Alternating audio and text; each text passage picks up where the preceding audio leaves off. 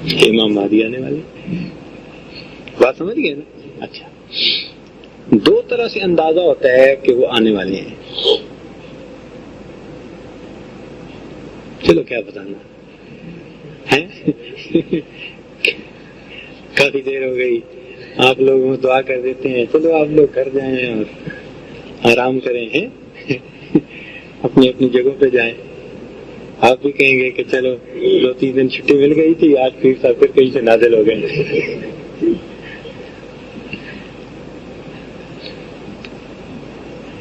کیا ارادہ ہے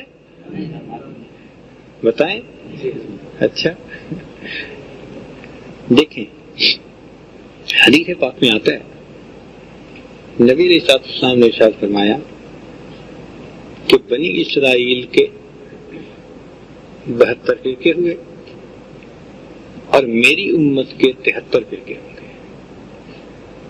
اور اس حدیث میں فرمایا کہ بے شک تم ان کے نقش قدم پہ چلو گے، حتیٰ کہ اگر وہ کسی بل میں گھسے تھے تو تم بھی اسی میں گھسنے کی کوشش کرو گے.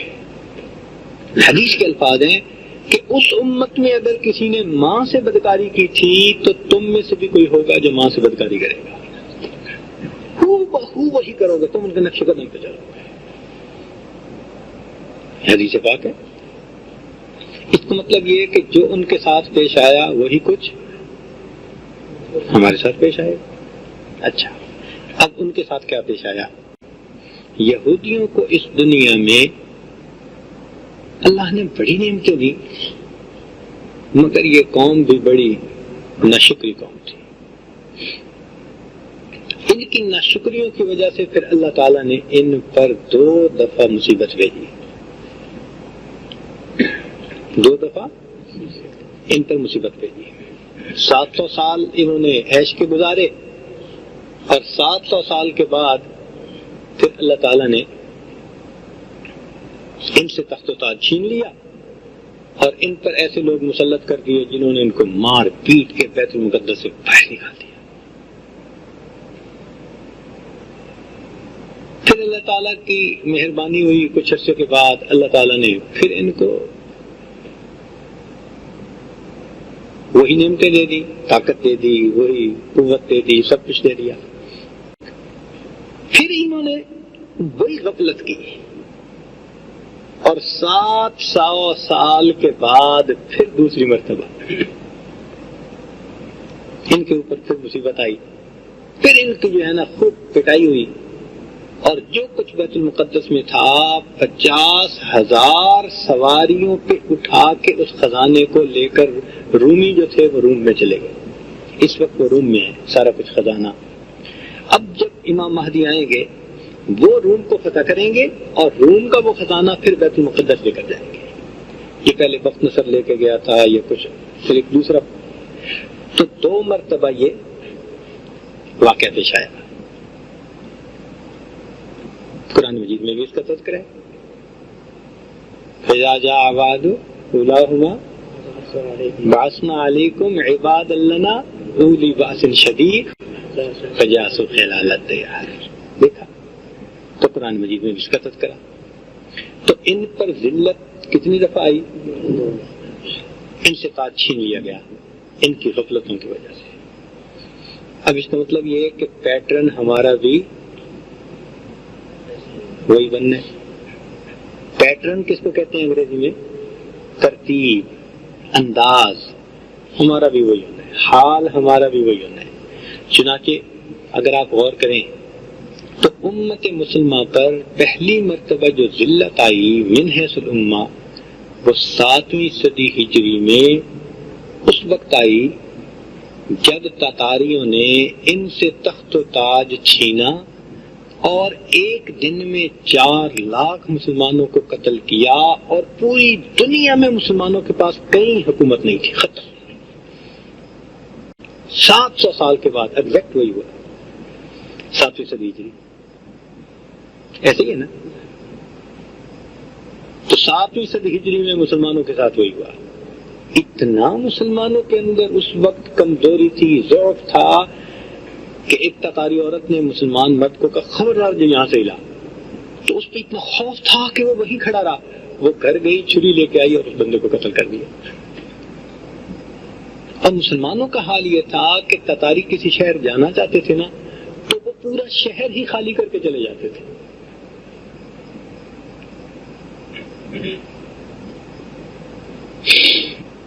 تو مسلمانوں کے پاس نہ تخت رہا، نہ تاج رہا، نہ حکومت رہی، نہ خزانے رہے، ذلت کی زندگی.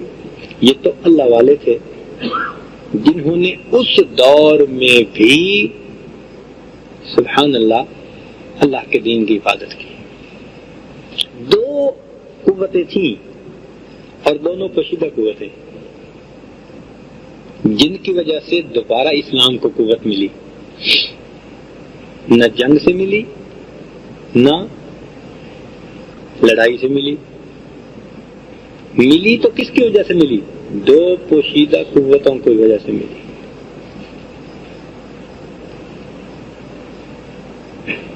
ہوا یہ کہ تاتاری 30 سال گزرنے کے بعد اسلام لے آئے اور انہوں نے اپنے اسلام کا اعلان کیا، اور اس کے بعد پھر اللہ نے دوبارہ تخت و تاج مسلمانوں کو عطا کر، چونکہ وہی مسلمان بن گئے تھے جو تاج چھیننے والے تھے. مگر ان کے مسلمان بننے میں دو خاموش قوتیں تھیں. چلیں اب آپ بتائیں کون کون سی تھیں. ایک تو آپ بتا لیں گے، ایک نہیں بتا پائیں گے.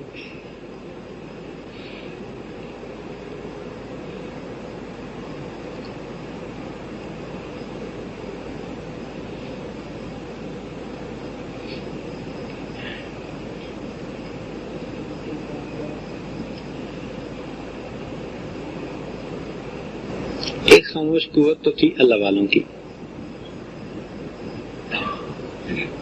کہ جنہوں نے تاتاریوں کے دلوں پہ توجہات ڈالیں، ان پہ اثرات ڈالے، اور ان اللہ والوں کی وجہ سے یہ تاتاری دین کے قریب ہوئے. ایک بزرگ تھے احمد دربندی رحمۃ اللہ علیہ. دربند ایک شہر تھا، وہاں رہتے تھے. تو تاتاریوں نے وہاں داخلے کا ارادہ کیا، سارے شہر کے لوگ شہر خالی چھوڑ کے چلے گئے. لیکن احمد دربندی رحمۃ اللہ علیہ اور ان کا ایک خادم وہ مسجد میں آرام سے بیٹھے رہے، اپنا ذکر مراقبہ اللہ اللہ. نقشبندی بزرگ تھے. جب تاتاری آئے اور انہوں نے پورے شہر کو خالی دیکھا تو جو شہزادہ تھا نا کمانڈر، اس نے کہا کہ دیکھو ہماری کتنی دہشت ہے، کتنی ہماری جو ہے نا وہ بہادری ہے کہ دشمن شہر ہی چھوڑ کے چلا گیا. پھر اس کو رپورٹ ملی کہ جناب پورا شہر تو خالی نہیں ہوا، 2 بندے ابھی بھی ہیں. اس کو تو غصہ آیا، اس نے کہا پکڑ کے لاؤ، پیش کرو. چنانچہ پولیس آئی اور احمد دربندی رحمۃ اللہ کو ہتھکڑیاں لگائیں اور ان کے خادم کو بھی، اور ان کو بادشاہ کے سامنے. وہ جو کمانڈر تھا ان کا بادشاہ زادہ، اس نے کہا کہ جب سب نکل گئے تم کیوں نہیں نکلے؟ میں کوئی اپنے گھر میں تو نہیں تھا، میں تو اللہ کے گھر میں تھا. میں کوئی اپنے گھر میں تو نہیں تھا نا، میں تو اللہ کے گھر میں تھا. اس نے کہا پھر اب تمہیں اللہ بچائے گا؟ کہاں میرا اللہ مجھے. انہوں نے جب اللہ کہا نا تو اللہ کے کہنے سے وہ ہاتھ کی جو زنجیر تھی نا، ہتھکڑی، وہ ٹوٹی اور نیچے گری. جیسے ہی وہ نیچے گری نا تو اس شہزادے کے دل پہ ایک روب طاری ہو گیا. وہ سمجھ گیا کہ یہ کوئی عام شخصیت نہیں ہے. چنانچہ اس نے کہا اچھا ٹھیک ہے، آپ کو میں یہاں رہنے کی اجازت دیتا ہوں. بہانہ بنا لیا، وہ وہاں رہنے لگے. اب یہ شہزادہ چونکہ متقد ہو چکا تھا دل سے، یہ رات کے اندھیرے میں کبھی کبھی ان کو ملنے آتا. حضرت اس کو نصیحت بھی کرتے، اس پر توجہات بھی دیتے. ایک دن حضرت نے اس کو بتا دیا کہ ایک وقت آئے گا کہ تجھے حکومت ملے گی، تو بادشاہ بنے گا. اس نے کہا جی اچھا، میں وعدہ کرتا ہوں کہ اگر مجھے حکومت ملی تو میں اسلام قبول کر کے اپنے اسلام لانے کا اعلان کر دوں گا. اب اگر کروں تو میرے اوپر والے کافر ہیں، وہ مجھے قتل کر دیں گے. تو مجھے اپنی جان بچانی ہے، میں ابھی نہیں یہ کہہ سکتا، لیکن جیسے آپ کہہ رہے ہیں اگر مجھے طاقت ملی، تاج ملا اور میں سب کو بڑا بنا تو میں اسلام کا اعلان کر دوں گا۔ چنانچہ 30 سال کے بعد اس نوجوان کو اللہ تعالیٰ نے بادشاہ بنا دیا اور اس نے اپنے اسلام قبول کرنے کا اعلان کر دیا۔ یوں مسلمانوں کے پاس دوبارہ تو ایک خاموش قوت کون سی تھی اور ایک خاموش قوت اور بھی تھی،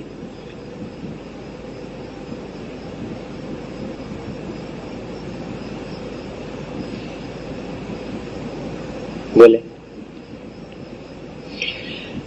وہ خاموش قوت تھی مسلمان عورتوں کی، مسلمان عورتوں کی۔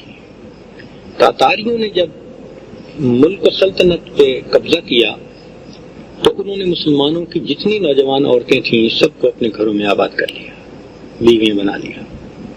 اب یہ مجبور بچیاں تھیں، جوان العمر تھیں، ان کو ان کافروں نے اپنے گھروں میں رکھ لیا، مگر یہ دل سے تو مسلمان تھی، ایمان والی تھی، اور ایمان ان کے دل میں بڑا پکا تھا۔ الا من اکرہ وقلبہ مطمئن بالایمان، وہ مجبور تھی، معذور تھی، مگر دل ان کا ایمان پر جمع ہوا تھا، تو انہوں نے ان کے گھروں کو بسایا، ان کی اولادوں کی ماں بنی، مگر اپنے اخلاق و عادات کو انہوں نے نہیں چھوڑا، بلکہ اپنی خوش خلقی سے، اپنے فہم سے، اپنے عادات سے، خدمت سے انہوں نے اپنے خامدوں کے دل کو رام کر لیا۔ چنانچہ تاتاری نوجوان جو تھے وہ مسلمان عورتوں کے اخلاق سے بہت متاثر ہوئے، یہ بڑی اچھی عورتیں ہیں، اتنا حسن سلوک ان کے اندر، اتنی خامن کی خدمت ان کے اندر، اتنا یہ اچھی ہیں، اتنا یہ فلاں ہیں۔ چنانچہ انہوں نے ان عورتوں کو گھروں کے اندر فل آزادی دے دی۔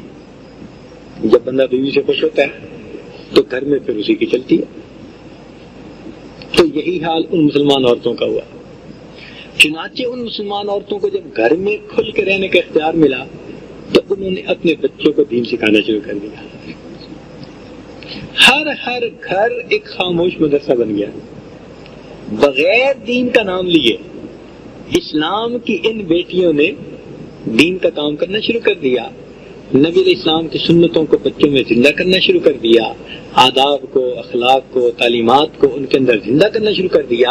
یہ وہ نسل تھی جو 30 سال کے بعد، جنریشن گیپ کو ہوتا ہے نا، وہ 30 سال کا ہوتا ہے، کہتے ہیں نا جی اگلی نسل، تو یہ وہ نسل تھی جو ان مسلمان ماؤں کی گود میں پلی اور بالآخر 30 سال میں انہوں نے اپنے اوپر والوں کا بوجھ خود اٹھا لیا اور اوپر والے بوڑھے ہو کے پارے ہو گئے۔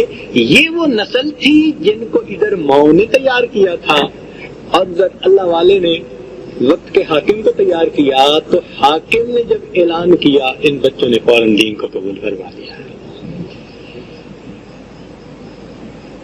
ہے ایاں شورش تاتار کے افسانے سے، پاسباں مل گئے کعبے کو صنم خانے سے۔ آج لوگ پوچھتے ہیں یہ صوفی لوگ کیا کرتے ہیں؟ بتاؤ نا بھائی، تاتاریوں سے کس نے تاج لیا؟ تمہاری تلواروں نے؟ تم نے قوت بازو سے اپنے جو ہے نا وہ تاج کو واپس لیا تھا؟ نہیں۔ تو کیسے لیا؟ اللہ والوں کی باطن کی قوت نے، مسلمان بیٹیوں کی حیا اور پاک دامنی کی زندگی نے، اچھے اخلاق نے بالآخر اسلام کو دوبارہ یہ عزت عطا فرمائی دی۔ تو بہرحال یہ تو تفصیل درمیان میں آ گئی۔ تو بات کرنی یہ تھی کہ مسلمانوں کو پہلی ذلت کتنے عرصے کے بعد ملی اور اب اس کے بعد کتنا عرصہ گزر گیا؟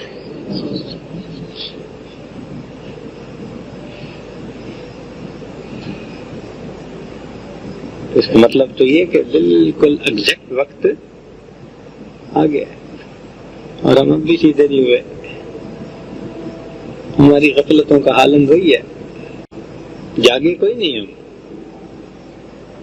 ہر بندہ بس اپنی جنت بسانے میں لگا ہوا ہے، دنیا سمیٹنے میں لگا ہوا ہے۔ جو دین کا کام کرنے والے ہیں ان کو کہتے ہیں یہ تو جاہل ہیں، علماء کو پڑھا لکھا ہونا چاہیے۔ یعنی ایک جگہ مفتی صاحب تشریف لائے تو ماشاءاللہ کافی جید عالم تھے، مفتی تھے، تو جب مل کے گئے نا تو ایک آدمی بیٹھا ہوا تھا، نیا تھا، مجھ سے پوچھا یہ مفتی صاحب پڑھے لکھے ہیں؟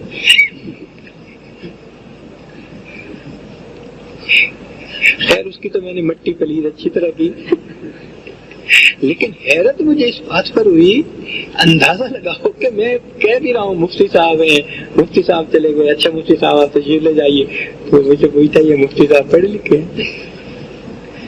یعنی عقل سوچ اتنی الٹی ہو گئی کہ آج پڑھے ہوئے دین پڑھے ہوئے بندے کو لوگ ان پڑھ سمجھتے ہیں، اور جو دنیا کے پیچھے بھاگنے والا ہو اور ٹیکنک جانتا ہو اس کو سمجھتے ہیں کہ یہ پڑھا لکھا ہے۔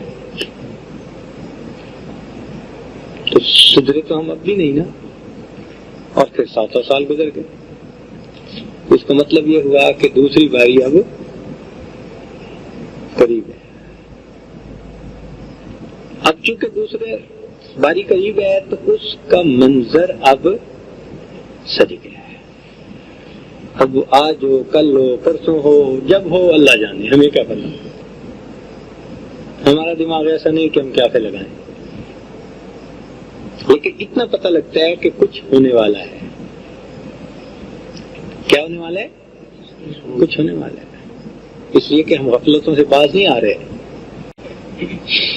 اللہ اکبر کبیرہ۔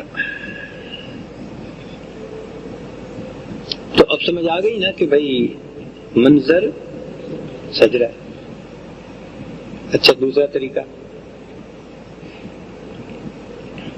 نبی علیہ السلام نے ارشاد فرمایا کہ میرے بعد میری امت میں ہر صدی کے شروع میں کچھ لوگ آئیں گے جو میری سنتوں کو زندہ کریں گے، بدعتوں کو ختم کریں گے، دین کی تجدید کر دیں گے، ان کو مجدد کہا جاتا ہے۔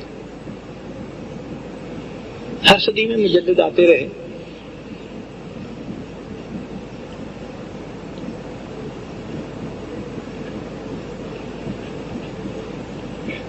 جن کی وجہ سے اللہ تعالیٰ نے